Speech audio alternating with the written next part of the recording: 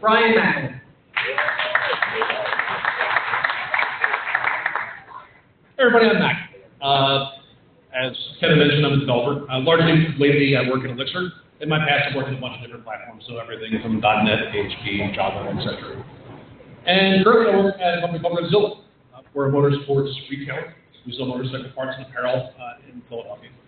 And we exist to enhance and advance the experience of motorcycle enthusiasts. So user experience is really sort of like a big part of our DNA.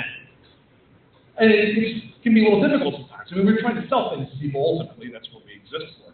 But we have this wide range of people that we're trying to provide product to. Some people are looking to move very fast on asphalt, like number one, 56 races. I think you're a customer, right?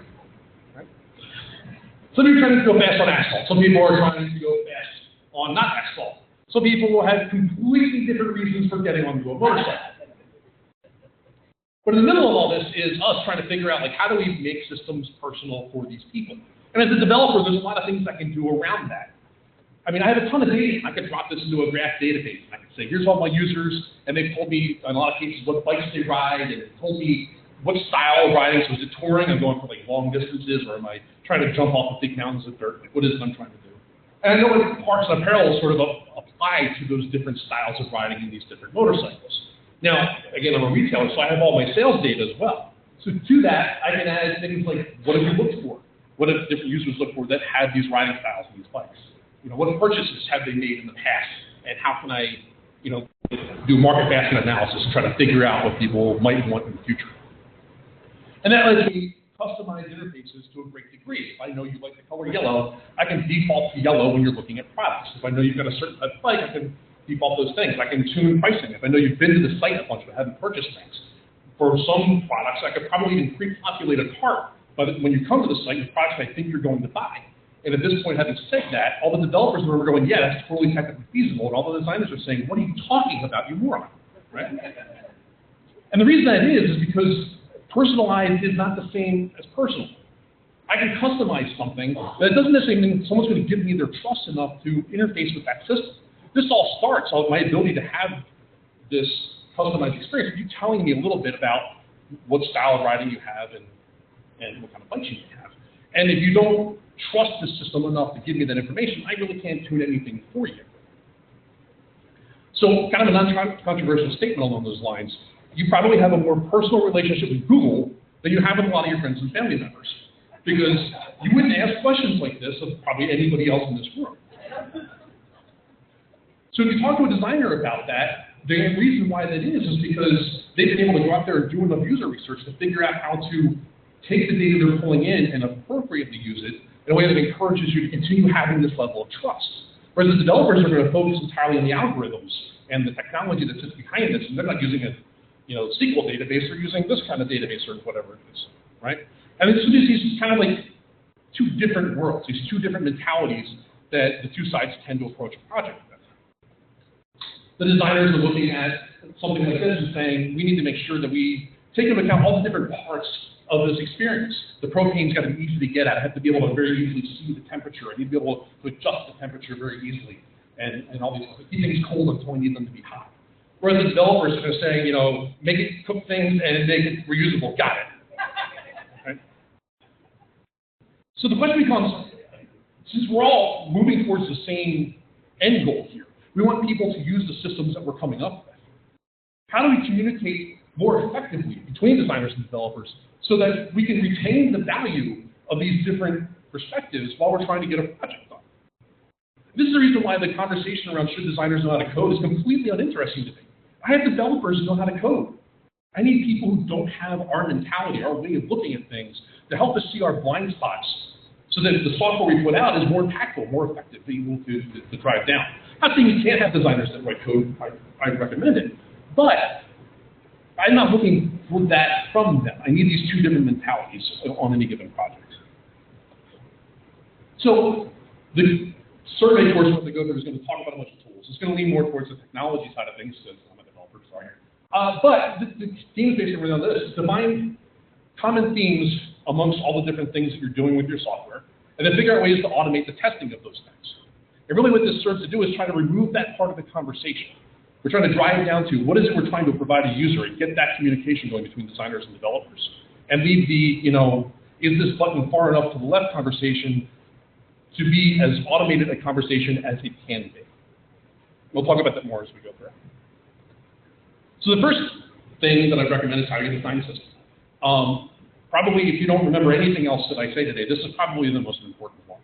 A design system is basically sitting down ahead of time and trying to structure out what are the rules that are going to govern the system. And there's a bunch of different things that go into that. It's, what color typography are we going to use? What language do we use? How do we use micro-interactions like Tracy talked about and get these things accessible and all these things? Like, what are the rules that are going to sort of govern this project that we're piecing together? These things, if you document them, should be artifacts, not deliverables. And by that, I mean, these are things that you're going to live over time. You don't want to deliver this once to a customer and say, this is what we're going to do. These are things that are going to have to evolve as you start to investigate. If you say, this is the only interactions we're going to have in the system, you might find an edge case and realize, oh, we need this new interaction. Now I got to go back and get a change order and all these other things. And, sorry, I missed the last point. Much of it should be in a coded form if possible, right? Again, we want to try to automate testing these things. So if I start to stray away from the intent of the project, if there's ways for me to test this in an automated fashion, I should be able to do that. And that'll kind of eat into some of the other topics I've got. So one suggestion I have along those lines is there's a book called Atomic Design by Brad Frost. By the way, there will be a link to a GitHub repo at the end of this that has both the slides as well as easy links to all these tools. So if you're looking for that stuff, I'll have a link here. But Atomic Design does a great job of sort of framing the concept of the design system, both all the different types, but also when you're trying to define interactions, it starts out with this concept of I'm going to define what all the different kinds of buttons are, and then I'm going to define how those buttons might sit close to other things like labels. And then I'm going to take these combinations of things and make larger controls out of them. And these controls become, pages. And then I can finally start putting sort of like fake content in to display the results of this to a customer. And I don't want to get into this too much explaining because I want you to read the book. Go read the book by Brad Frost. He also has a tool called Pattern Lab, which basically does a good job of giving you a framework to display this or organize these things in a software tool that everyone in the project can use. So in this case, what we're looking for from designers is to say, these are all the different colors that we've had, and most times if you look into the different documents and those sort of things, they've already got this defined. But I can start to set up the code around these things and pop it into an interface where we can all have conversations about these things visually, getting the requirements out of this prose-based format into something that's a little bit more click-onable. And the nice thing about Pattern Lab is that since it's coded, you can start to figure out things like where breakpoints are going to be for responsive design and those sorts of things. Now this is coded. Again, the coded part of this isn't something I look for my designers to do. Tell me what colors to use, and I'll make my developers figure out how to piece this thing together. But we should have these conversations around what are all these different interactions that we're trying to propose, so that when it comes down to time to say, here's this new screen, if you sketch something on a whiteboard and I've got something like this in my back pocket, I don't need you to give me a comp anymore. You just say, I want this kind of control here, this kind of control here, this kind of control here. It starts to form a vocabulary around what we're trying to piece together. And this is important to use regardless of whether or not you're using a CSS framework. Things like Logistics and Zerb and Backbone. These different tools are great because they provide all these sort of pre-baked components, but which ones out of this giant box of things that we have are we actually using on this given project? The screen capture is from a portal that we use internally at Revzilla, so we piece this together, and as we add new interactions to things, these are literally just all the things that we use in there, but there is no HTML that's in here that we don't already have. We'll get into why that ends up being important later. All right, so to sort of recap, when you would want to use a design system, really anything that's non-trivial.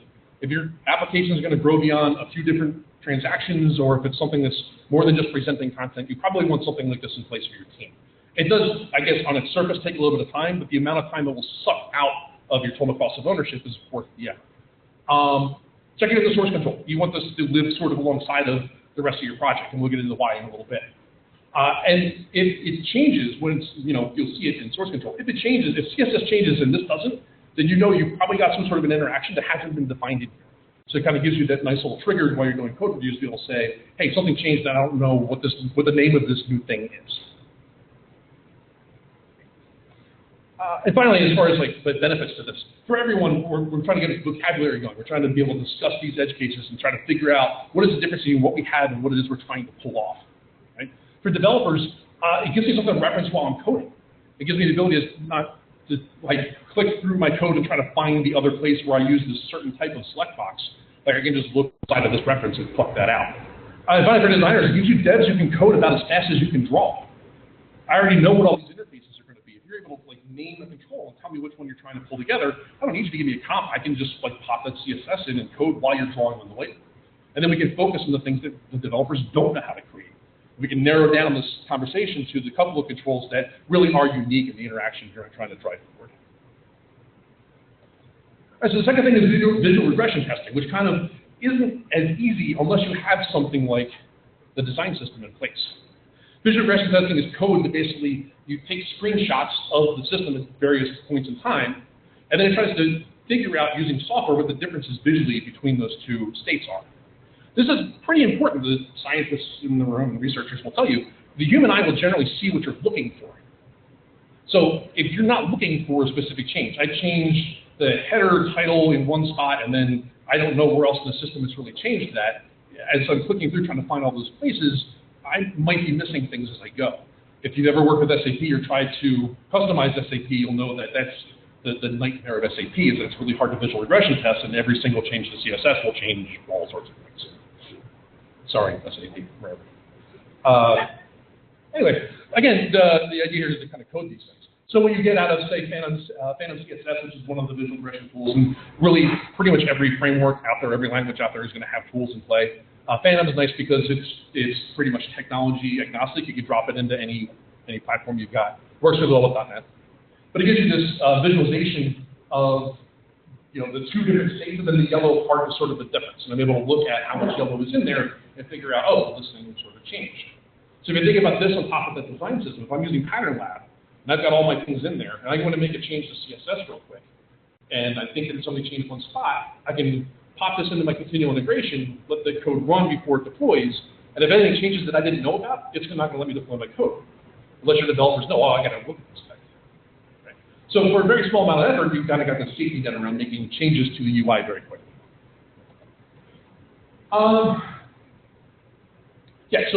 Places where this really ends pattern. If you're inheriting a project, I wish I knew about this when I was working for a design firm, because you pick up these old projects and you try to go in and make tweaks to CSS and you have no idea what you were changing really. This is sort of a godsend for that. Similar to the design system, the more complex you get, probably the more benefit you're going to get out of this, because we've got a lot of different interactions going on. Again, that like bang important thing with CSS starts to get a little old. This will kind of tell you a little bit more about where your CSS is breaking things down. And if you're rapidly changing, so for us, we're in e-commerce, we are constantly trying to evolve and change what's going on our user interface. This kind of tool can go a long way to giving us sort of that safety net to make sure that as we're making these changes, like we knew what it was we were changing. So I think I covered this part already, continued integration. So developers, confidence that you're able to make changes as you're going through. And for designers, it's going to be a lot easier time in visual QA. If I say this is only changed in these spots, I can actually know that now as opposed to just sort of guessing that that's actually what happened. A/B testing.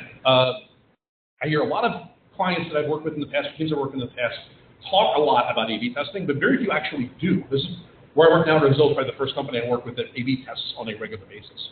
The general idea here is to take two different concepts, two different interfaces, and then just sort of alternatingly display them to various users, and then try to figure out which one converted better, or made the interaction easier, or whatever goal it is you're trying to pull off. Now, this doesn't mean a lot of things. It doesn't mean come up with a new interface and then offer to people if they click a button, because what you tested there is whether or not people are willing to click a button. Right? It doesn't mean punch out a prototype that might work really slow, and then you've got these sort of like differences. So you want to get production level code in play. But if you're able to do this, then it starts to break down a lot of the conversations we have. Instead of saying, I don't see the value in that, it becomes, okay, we'll do both and we'll figure out which one has value. From an e-commerce standpoint, again, we're consumer facing. Sometimes the best user interface isn't really what's going to convert the best, as weird as that sounds. If something is a little harder to use but converts better, from a business standpoint, maybe that's a decision we want to make. Or maybe it gives us the opportunity to say, this isn't converting better, but it should. We need to do more research to find out why. Maybe there's something else in this workflow that we need to tweak in order to make this thing work. I'm a big fan of a tool called Optimizely. This Git will change a second. If you look where social media links are, you can just guest checkout. When we added guest checkout as a concept in Revzilla, we wanted A/B testing because there were a lot of arguments against guest checkout. The designers wanted it because intuitively they felt, from user experience, they felt that people would want to check out without having that login. But from a business perspective, there's a lot of benefit to us to have more information about it, to try to find out what bike you're riding, find out what other styles of riding you might have. Even if you don't want to purchase more things from us, it gives us more data to help out other users. It's a good thing for us. So when we started looking at this, it became, all right, so what is the business benefit of this? The answer wasn't don't build it because we don't think there's a business benefit. It was build it, A/B test it, and then figure out which way works better. Now, Optimize is a tool that's great because they have clients for most languages, .NET, Java, Ruby, et cetera, et cetera, et cetera.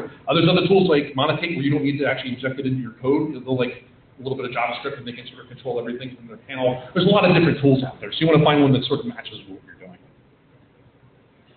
If you have a highly transactional system, or if you are dealing with consumers, this is something you definitely want to have in play. Don't leave it up to yourselves to figure out what it is that's going to work best for your goals. Get your KPIs, figure out how to measure. In production, after call research. This isn't a replacement for sitting down with users and doing user testing. This is something that you would do on production after you've actually punched things out. And make sure that you're doing it with live data. I've seen a lot of teams try to figure out how to like A/B test inside of user testing, and that makes sense, maybe. You know, that's up to the researchers to figure out, not me. That's not my specialty. But it's just a cheap win for us to be able to gather things that we can focus on and let our designers and researchers like dig into problems in our system long term. If we're A/B testing, and we can start figuring out where things might be improved, or where things might be working just fine the way they are. Developers, it's more data. You were in when I said data, right? I don't have to explain to you why this is a good idea. But for designers, it's one less reason to get shut down. You've got an idea, and the developers in the room or the business stakeholders, whoever it is, are pushing back on it. Like it's A/B testing. It's one thing to say that I don't believe this will work, but show the math. Like, why isn't it? That's actually a thing. Automated user acceptance testing, or UAT, because there's a lot of letters to type.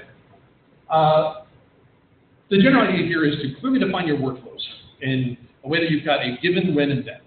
Given I'm in a login state, and I'm trying to purchase something as opposed to being, say, a guest user, right? So from a developer perspective, that means a bunch of things. I can start to, from that given, figure out what is the data that I have to have in order to get into that state. Then you say when. When I try to perform this action, then I should be able to see this result, right?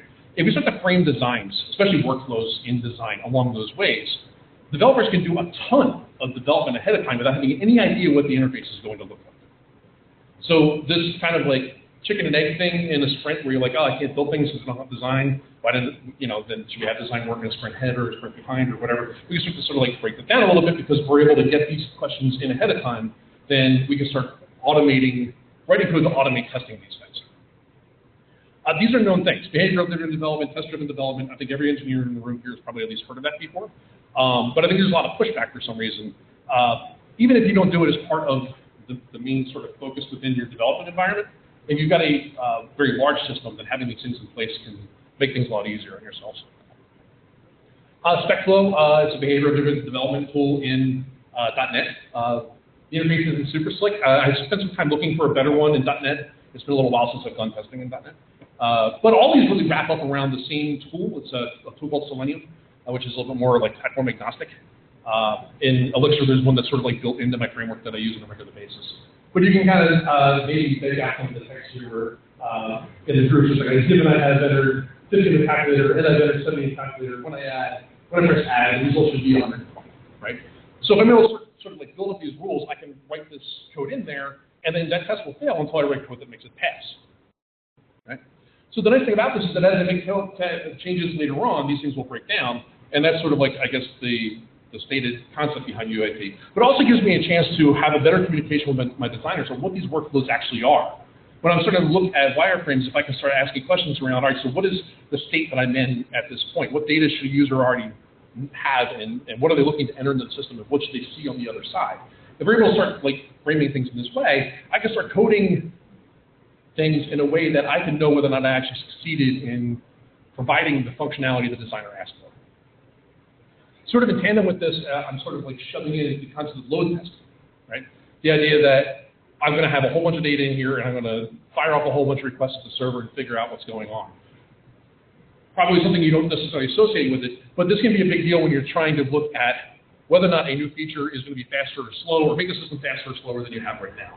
So for instance, right now we're looking at adding a feature into checkout at Revzilla. That is a big deal. If we're going to add more data processing in there, we need to know exactly how much longer that's going to make a checkout take, because the longer you spend in checkout, the less likely it is you're going to click buy at the end. That doesn't mean don't add the feature. It means know how much longer that piece is, and figure out where in checkout we can start to carve that time out.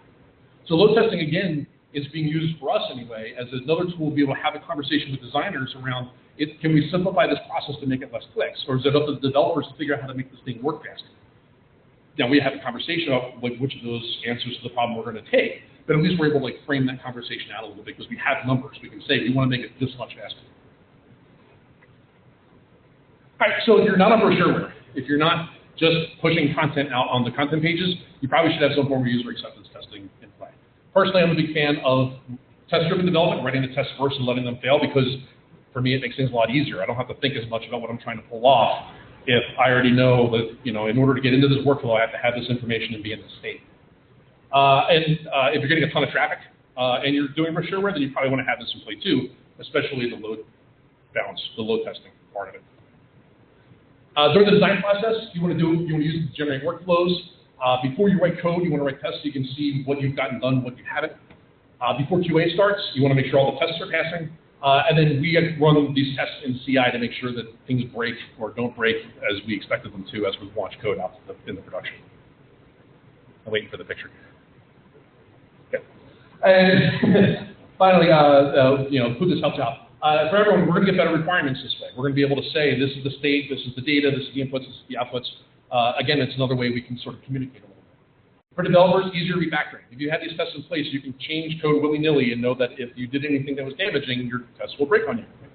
And for designers, this is going to give us another vocabulary to discuss changes.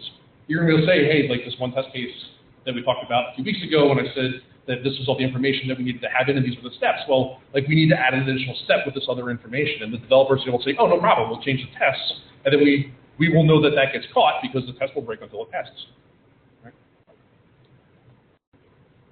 User testing, finally, this is the last one. User testing is, to me, the definition of minimum viable. When you talk about minimum viable, you're trying to figure out what is the least amount of work I can do to answer a question. And if you're able to sit down and sketch something out on paper prototype, sit it down in front of a user and say, work through this workflow, on a tool like that, then that saves us a bunch of time. That is the least amount of work you can do. I feel like a lot of teams that I've been on in the past push back from user research because they think of this academic sort of exercise that's not really like applying itself to the end product. But in fact, when you talk about agile, like this is really lean, right? This is the definition of lean in a lot of ways. You want to do it on prototypes. You want to do it during dev sprints, and you want to do it after launch. The reason for that is that before you're done, before you start building something, you want to have more information on what it is you're trying to build. While you're building it, you want to have as much information as you can about whether or not when you launch it, it's going to work out. Because every software everybody has ever worked on has been user tested, even if you didn't do it, because the user eventually touches this thing. Personally, I would rather know that the user's going to be unhappy with it when it's not midnight and I'm already half drunk. And after launch, you want to be able to measure your KPIs. You want to be able to say that, we think users should be able to do this. Before launch, we thought that this thing would be able to, get through iTrack testing, very easily. But after launch, a month or 3 months or a year after the fact, we want to go back and start retesting these things to make sure that, I don't know what technology comes out. The new iPhone comes out and suddenly people start looking at screens differently. Like you want to keep up on how these interactions are actually being used over time. There's a couple of books I'm going to recommend, more so than tools in this case. First is Eric Hall's Just Enough Research. And there's a great discussion in there on the differences between like an agile sort of methodology and how user research sort of plays into that. Tracy, who spoke earlier, was the one who took me off about this book. It's a great read, and I've been forcing all of my developers to read this as a condition of employment. Lean UX by Jeff Gottlieb. This is a phenomenal book. It talks a lot about, sort of like, when I first read it, I thought it was like guerrilla research, right? But the general concept of having tests be a part of sprints, this is where I kind of got that concept. And for us, for a lot of the teams that I've worked on, we usually pick a day, like if our sprints are starting on Monday, every Wednesday we test. And the general idea is that, you're trying to write code to a point of completion throughout a sprint, there are going to be several points where you got things done. We might as well start showing it to users then, so that we don't launch things into production that aren't really going to work the way we thought they were going to. Anyway, that's just one small step. There's a ton of great information in this book. Highly recommend reading it. Anything non-trivial. If you are doing anything that is going to take you longer than a day, you probably should be thinking about some form of user research. And it's important to have your developers be a part of that, right? Either observing the research, or maybe, if it's possible, like let them go out there and do some research, right? The reason is that, this is not the slide I thought was going to be there. I'm just going to wind this back. The reason is that if your developers are involved with the research, that's going to put them in touch with users that think a way that's very different than the way they think. When I'm writing code, I'm going to be trying to think through like how people are going to be doing things. Even though I have the designs, I'm trying to make decisions about how things might happen in the future. And I think very differently about approaching the system because I know how it was written than someone who doesn't know those things, right? So what you got out of your developer suddenly is empathy. Even if all the research they do is garbage, right? And you don't use any of the results that they come back with, like putting them in front of users and having them have the experience of watching other people use the software they're writing has a ton of value, in my experience anyway. When do you want to do these things? You want to do them against prototypes. Obviously, like that's the research thing that we all know and love. But again, I love the idea of doing research during sprints.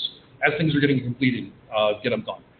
Pick a day, invite users in, and put that pressure on your developers to have things done for those users. And if you miss the deadline, no problem. Just retest the thing you did last week, right? But have this be a regular part of a drumbeat. It's part of your development process, unless the researchers tell you not to. I keep looking at Kevin to see if he's like angry at me. And then finally, user acceptance testing, right? Before you launch, make sure, if nothing else, make sure that you get these things in front of users and retest to make sure that the results you get on the actual code is the same as you got on your paper prototypes. And when you do that, user acceptance testing, make sure you're doing it with production level data. I have something like 400 gigs of data in my database. If you test something on a non-production database, it's going to move really fast. But some parts of my workflow are going to work slower when this thing actually gets into production. If I don't do user testing against like that final product before I punch it out, I'm probably going to get very different results because people might get frustrated or bored. Something takes 5 minutes to load, they're just going to like go off and start, Googling or whatever. Make sure that you do these things against production data. Better requirements, less post-launch pain from a developer perspective. Again, I don't want to find out that there was a problem at 2 o'clock in the morning. And from a designer perspective, you're going to get developers with more empathy. All right, so the overall concept here. Slow down and take the time it takes to get these things done. I think a lot of times we have so much focus on time to market and being first and getting things out the door and getting things done on a budget and on a schedule and those sorts of things that we don't build the tools that it would be necessary to do these things successfully or maybe as easily as we could do them otherwise. I spent probably the first 2/3 of my career resisting writing tests because I knew it was writing more code. I kept saying to myself, like, this is the time box I have. I don't have time to write tests. But if I had, a lot of those projects that maybe weren't as successful as they could have been, would have been more successful.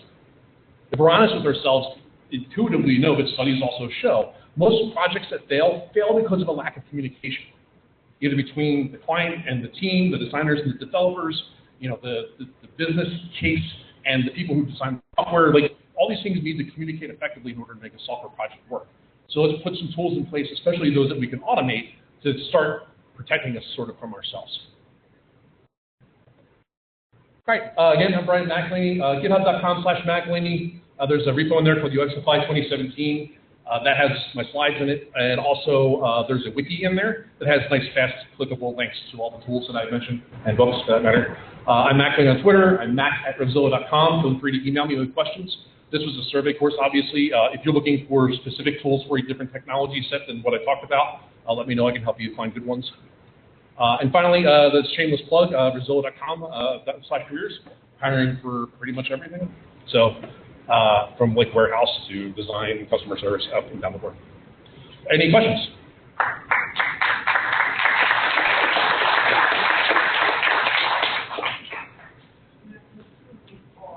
Okay, give me that one.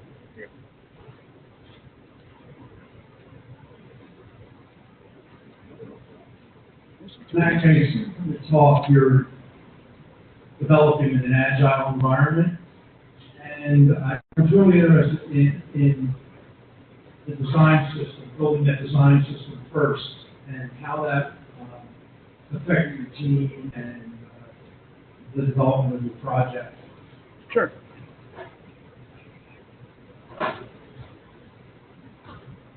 Yeah, so this is going to be slightly dependent or slightly different, I guess, team to team. Where I'm at now, I'm in a unique situation where I'm no longer a consultant. I work for an internal team.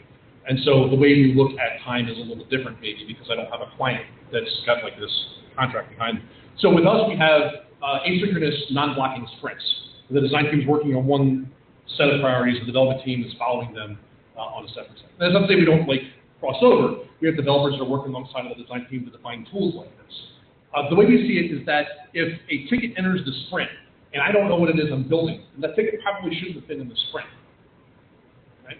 So these tools give us a way to define what done is going to be in a way that's probably a little bit more productive. If you don't have that luxury and you're working as a consultant, that doesn't alleviate the need for these tools, but it might change the resolution that you want to produce these tools in. You still need to define done. You still need to figure out what it is you're trying to build, right? And if you do this in a way that you can test and automate, then you don't have that thing at the end of a project where like subtle changes are causing massive scope for you, right? But again, as I mentioned early on, you want these things to be artifacts and not milestones.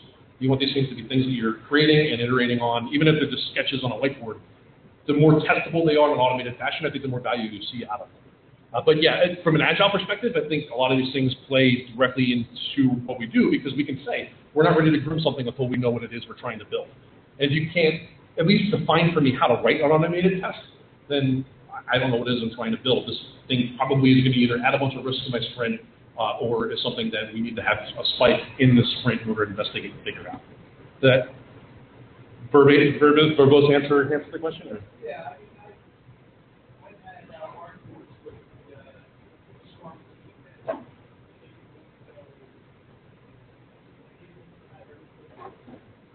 I'm going to say I've had arguments with our Scrum team that they didn't have to have all that information up front. That book that you have there with your color, CSS, and all that stuff. This is without it, so it's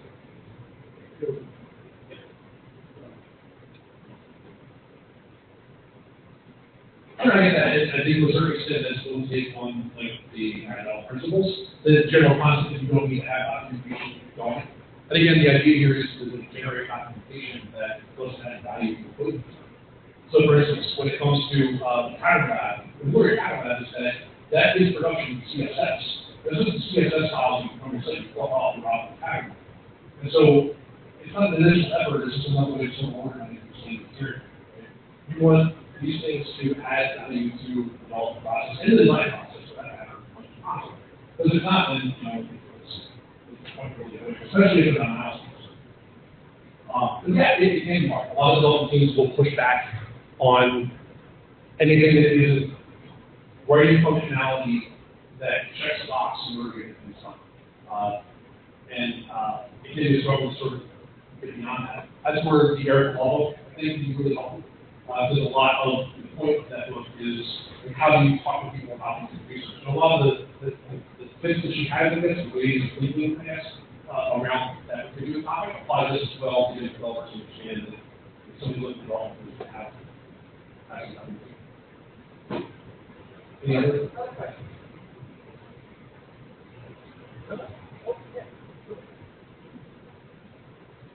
So, first of all, awesome talk.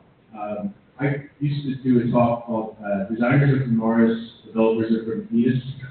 So you're kind of the yin to my yang on some of this stuff. And the thing I actually really liked was just the fact that we talk a lot about how much fluid your designers have. I'm wondering how much involvement, I know you kind of talked a little bit in terms of your involvement in the process, but how much voice do you have in the creative process, collaboration? Me personally, not very much anymore. My current role, I work on a lot of the back-end interfaces. So there are interfaces that I build that machines are but having said that, the developers on my team that work more closely to the front end, not necessarily just front-end developers, people who build interfaces to do what want to do it, have a lot of interaction with these things. It's a very big part of what we're doing during the sprints, is having touch points with them, whiteboarding with them, try to get prototypes written alongside them. You want to sort of have that. And most of the things that I work on, I pretty much try to force something like that. For me, I think I had the benefit of coming up as a developer inside of user experience design company.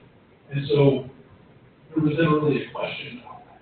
And once you sort of worked in that environment where you're able to think about the hows and whys of what you're doing alongside of the what's, going back to a world where you're not in the really difficult. You just sit down in the screen and say, okay, what do next? And you don't have that grounding in how why. And so, again, personally, for me, right now, I'm going in a lot. But when I start moving back towards user interfaces that are computers again, you know, I like to keep other paper markers, so I try to do a little bit of that as well.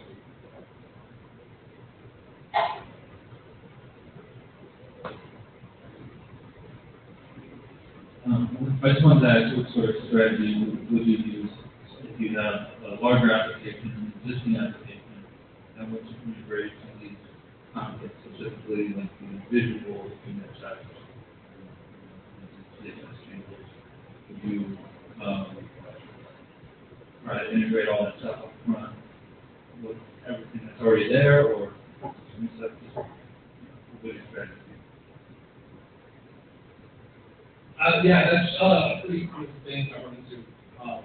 The best thing I say is it's really hard to get an organization to stop everything and implement these things for the entire system. So generally, the idea is to put a stake in the ground and say, okay, from this point forward, we can agree on that and doing this. But what you'll find is that a lot of the schools setting these things up before you start to really focus and do different things kind of gives you that edge. With Revzilla, when I first started, we didn't have a whole lot of tests. Maybe like 30%, that's what I was on. So over the course of the last year and a half, we really been fighting hard because the pace of which we're changing is increasing a lot, so you need more of these things to fix. And so I kind of been going through this iteratively over the last year. The way it starts is we follow the churn.